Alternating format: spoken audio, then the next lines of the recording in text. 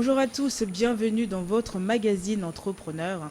Entrepreneur qui vous fait découvrir tous les rouages de l'emploi, de la formation professionnelle à la vie de l'entreprise.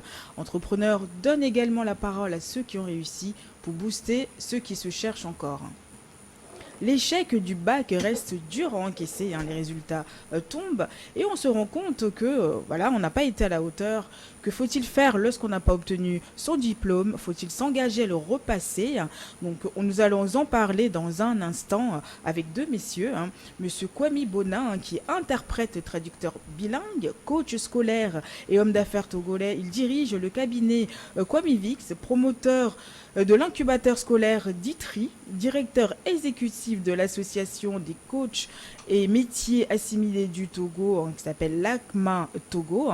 Il est également coordinateur du RIE, Réseau international des édupreneurs, et orateur sur plusieurs médias. Donc nous avons également monsieur Agbetoglo Akou Gilbert, qui est docteur en médecine, enseignant universitaire. Il est président de CIOPA, coopératif pour l'information et l'orientation académique et professionnelle en Afrique. Il est également un initiateur de la semaine de l'information et l'orientation l'orientation nationale, excusez-moi. Et puis en deuxième partie de l'émission, Coco nous présentera le métier de la semaine. Bonjour messieurs, je suis bien entouré ce matin. Bonjour. Oui, c'est une très bonne chose. Vous allez être gentil avec moi quand même. On l'espère.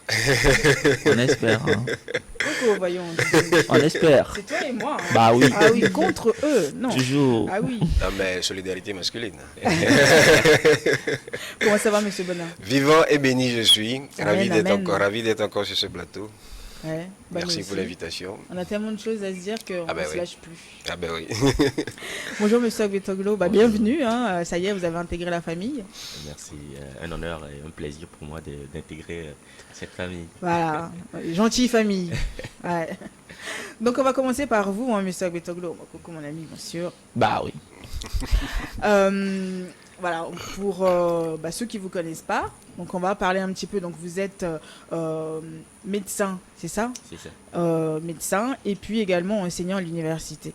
Donc vous pouvez nous parler un petit peu de ce que vous faites à l'université pour ces jeunes, comment ça se passe? Dites-nous. Ah d'accord. Donc, je suis médecin de formation et j'encadre aussi les étudiants qui choisissent des filières qui ont trait à la santé. Et bon, voilà, je les aide à pouvoir atteindre leur objectif, qui est de travailler dans la santé. Voilà. Ça va? La motivation y est? Ils ont la niaque? En tout cas, il faut dire que certains parmi eux, ça a toujours été une passion pour eux depuis leur jeune âge, de devenir médecin ou de travailler dans la santé. Et pour certains, on remarque une motivation à un paroxysme, mais pour d'autres, comme on le dit, à côté des bonnes graines, il y a toujours aussi les mauvaises graines. Mais est-ce que, justement, parce que nous on en avait parlé plusieurs fois dans cette émission, ces enfants qui sont en école de médecine, par exemple, est-ce que c'est les parents qui suivent les pas des parents ou c'est leur propre choix? Vous avez quoi comme cas là-bas? D'accord. Là, pour faire un peu une analyse de la situation, majoritairement, les bacheliers choisissent, quand je me limite à la faculté des sciences de la santé de l'université de Lomé, majoritairement ils choisissent leur filière simplement par suivisme ou peut-être parce que ils ont un parent qui est dans le domaine et le parent pousse ces derniers, ou simplement parce qu'ils ont passé le concours de l'INSI et autres et ça n'a pas marché, puisque en médecine c'est une étude de dossier et ils ont bien travaillé en maths, physique, SVT et là ils emboîtent le pas. Donc très peu sont ceux-là qui quand même font un choix personnel. Monsieur Bonin, justement, c'est ce qu'on disait la fois dernière, parce qu'il y a énormément d'étudiants qui suivent les pas, parce que les parents qui les influencent.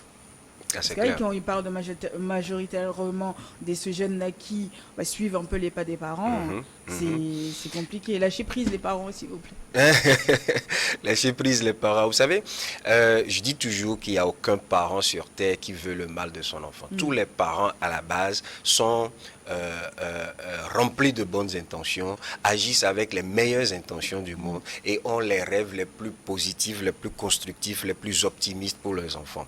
Sauf que dans cet élan de recherche de bonheur, dans cette quête de félicité pour ces enfants, on pêche par, on va dire quoi, par bonté, je vais le dire ainsi. L'enfant, tant qu'il n'a pas fait preuve de maturité, il demeure un enfant pour lequel il faut réfléchir, décider, faire les choix, etc., etc. Donc, avec le niveau bac, il faudrait à un moment donné que l'enfant lui-même fasse preuve de maturité. Ok? Commence par chercher des informations et vienne vers le parent pour lui faire comprendre que, écoute, je suis très content de ce que tu m'as fait jusqu'alors, je te remercie des décisions que tu as prises, je pense que tu as quand même un rêve pour moi, je m'engage à réaliser ce rêve, mais par rapport à ma personne, par rapport aux besoins du moment, par rapport à telle raison, voici ce que je pense qui est bien pour moi et par rapport à ma passion personnelle, voici le chemin que je pense que je veux, que je dois suivre. Pas plus tard qu'hier, j'étais encore avec un parent qui me confiait son enfant pour un certain suivi. L'enfant, jusqu'alors, il a suivi, il a fait ce que le parent a dit, études de comptabilité et tout, il a fini, le parent, il a même suivi un stage et tout, et le parent s'apprêtait à travers ses relations, l'insérer, dans la vie professionnelle, et à 2 mois près, l'enfant vient lui dire, écoute, c'est bien ce que tu as fait, mais là, franchement, je ne me sens pas. Ok, d'accord. Le parent tombe des nues, dit, qu'est-ce que tu voudrais? Il dit, je veux faire du stylisme. D'accord. Ok. Créer du testament. Ah ben non, justement. Ah ben non. Mais souvent, c'est ça la réaction. Mais bon, celui-ci était plutôt compréhensif. Il dit, ok, il n'y a pas de souci. Je te mets à l'école de stylisme, donc il a suivi le parcours stylisme et tout. Maintenant, il est pratiquement à la fin du parcours stylisme, mais le parent s'inquiète du fait que, malgré tout ça, que si je suis les propos du parent, que c'est pas un homme, il n'a pas cette niaque-là, parce qu'il voudrait en faire leader. Il voudrait que, ok, je t'ai fait styliste, donc je te mets je te crée ta structure, tu la diriges. Je dis, bon, c'est pas tout le monde qui est fait pour être dirigeant, quoi. Bon, donc ça, c'est autre chose. Mais en fait, voilà un peu. Donc, si l'apprenant, à un moment donné, si l'enfant, à un moment donné, arrive à tenir ce langage-là devant le parent, dit, écoute, c'est bien ce que tu m'as fait, je suis d'accord, je t'en suis reconnaissant pour toute ma vie, mais là, voici ce qui me plaît. Tout parent bien sensé, c'est vrai qu'il y en a au début qui seraient choqués, qui vont dire attends, c'est pas possible et tout. Mais après, tout bien réfléchi, ils sont deux a priori les parents. Un va se dire non, mais l'autre va dire écoutez, c'est quand même sa vie, c'est quand même sa passion. Voilà. D'accord. Il faut aussi qu'ils osent aussi en parler aux parents. Justement, notre thème d'aujourd'hui, c'est quel est l'avenir sans le bac, justement, ce diplôme. Mais quelle est l'importance du bac, justement, monsieur Agletoglo? Comme on a l'habitude de nous le dire, quand on était au lycée, on dit le bac c'est le top en fait. Et après le bac, on a remarqué que le bac c'est comme la classe de CI. C'est la première marche. Voilà, c'est la première marche quoi. C'est la première marche. Je peux dire que le bac, c'est ce diplôme-là.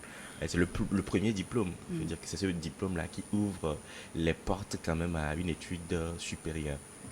Voilà. Donc c'est très important de franchir ce cap.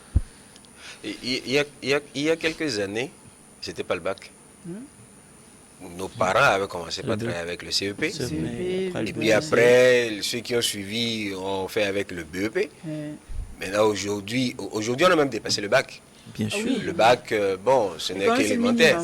Voilà, c'est le minimum. C'est rien du tout. Donc, pour être vendable, un minimum, ce serait une licence. Déjà ça. Strict minimum. Le strict minimum, une licence. Déjà ça. Donc, le bac, aujourd'hui, c'est comme, le fondamental, quoi. C'est la base à avoir. Parce que sans le bac, on se dit, bon, c'est que franchement, tu n'as aucun niveau, quoi. C'est que ça va Ouais, pas, quoi. c'est C'est que ça que va ça pas va du pas. tout. Ça va pas. Mais en même temps, je dis, ce n'est qu'une formalité. Mm, mm, Ce n'est qu'une formalité. C'est comme quelqu'un qui aujourd'hui se présente, qui dit qu'il n'a pas de carte d'identité. Ah bon? Bon, ok, on peut toujours arranger ça. Mais bon, il y a toujours des gens qui n'ont pas de carte d'identité. Donc, il y a toujours des gens qui n'ont toujours pas le bac, ok? Mais ce n'est qu'une formalité. Puis c'est pas une fin en soi, hein, comme on dit. C'est hein. pas une fin, Bah c'est pas oui. une fin. Mais bon, ok, Mais voilà. bon, c'est quand même le minimum. Mais est-ce que justement ne pas l'avoir est synonyme d'échec? L'échec, alors, mettons-nous d'accord sur ce désaccord d'abord. L'échec n'est pas l'échec personnel. L'échec ici, c'est un échec scolaire. Et l'échec scolaire n'est pas l'échec personnel. L'échec personnel, c'est l'échec de sa vie. Et ça, on en a conscience qu'à la veille de sa mort. Oui. Bon, je suppose que pour beaucoup, c'est pas encore l'heure. Oh En tout non, cas, pas pour moi. encore. Pas maintenant, pas maintenant. Pas pour moi. Du coup, l'échec scolaire, s'entend, c'est l'échec dans le cadre scolaire. Or, dans le cadre scolaire, l'échec est, moi je le définis comme l'incapacité à donner les bonnes réponses à des questions. L'échec scolaire, c'est là où on échoue à un examen. Un examen, c'est une évaluation, c'est un contrôle de connaissances. Donc, c'est des questions à laquelle il faut donner des réponses. L'incapacité à donner les bonnes réponses correspond à un échec scolaire. Je sais pas si vous voyez. Donc, il y a possibilité de reprise. Donc, l'échec scolaire, c'est juste comme un exercice qu'on a fait, qu'on a raté, et puis bon, ben, demain, on le reprend, quoi. Ça s'arrête là. Vous savez que ça agit, mais psychologiquement sur les gens. Hein. Ça agit, mais il y en a qui, pour eux, tout est effondré. Pour eux, non, c'est leur vie. Ils se sont donnés à fond. Voilà, je crois que, je crois que la remarque est pertinente parce que un élève qui a échoué au bac, il devient dépressif, il devient anxieux, il perd confiance en lui et il pense que on ne l'aime pas parce que lui il a échoué et il pense que les autres le regardent différemment. Mais il faudrait, à un niveau, il faudrait que cet élève-là regarde un peu autour de lui. Réussir à l'école est synonyme de réussir sa vie. Qu'il prenne ceux qui sont autour de lui, peut-être ses parents comme modèle. Est-ce que ses parents ont forcément eu le bac avant d'être à un niveau donné aujourd'hui? Qu'il regarde son entourage et qu'il se pose de réelles questions. Est-ce qu'il faut continuer ou est-ce qu'il faut aller en même temps apprendre un métier? Aller apprendre un métier n'est pas synonyme d'échec, voilà, d'échec. C'est aussi une porte de secours. Donc, ne pas avoir son bac n'est pas encore une fatalité. Il faut dédramatiser. Oui, ça, il faut leur expliquer. Hein. C'est vrai que, comme vous avez dit là, c'est pas l'échec de la vie, de notre vie, mais c'est juste sur l'examen précis, c'est tout. Ça commence par les parents. Ouais, Déjà au début de l'année scolaire, ah, toi tu sais que tu vas au bac cette année, attention, il ne faut pas t'amuser. Ça, c'est la formule idéale pour que. Voilà, c'est la formule idéale pour que après l'enfant dramatise la situation d'échec. Oui, c'est vrai, c'est un examen. Mais bon, c'est pas la fin du monde, quoi. Déjà, la pression, le stress, là, ça désarme beaucoup. Ça désarme beaucoup d'apprenants qui, à la veille de l'examen, voilà, se retrouvent dans des situations pas possibles, à cause de cette pression-là. C'est la santé qui prend un coup et ils n'arrivent pas à se concentrer et tout. Et lorsque, finalement, on se retrouve en situation d'échec, là, carrément, c'est la cata. Effectivement, parce que là, c'est des troubles psycho-affectifs. Carrément, il y a certains parents qui abdiquent et qui ne suivent pas, en tout cas, leurs élèves, leurs enfants. Et ces enfants-là se posent d'énormes questions. Pourquoi les autres et pourquoi pas moi? Et ça diminue leur confiance. Il faut dire que les parents aussi, à un certain niveau, sont à la base de l'échec scolaire. De leurs enfants. L'échec de leurs enfants. Ou soit des problèmes à la maison, des problèmes familiaux à la maison, ou un régime assez autoritaire de la part du parent. Et tout ça quand même contribue à un échec scolaire. Vous savez qu'en France, souvent quand l'enfant a des difficultés comme ça à l'école, qui n'est pas bien, par exemple les études, les résultats scolaires et tout ça, souvent, ils font appel à l'assistante sociale qui regarde un petit peu la vie familiale. Qu'est-ce qui se passe? Est-ce que tout va bien entre les parents? Est-ce que, par exemple, l'élève a sa chambre seul ou pas? Enfin, il y a énormément de choses comme ça qui vérifient.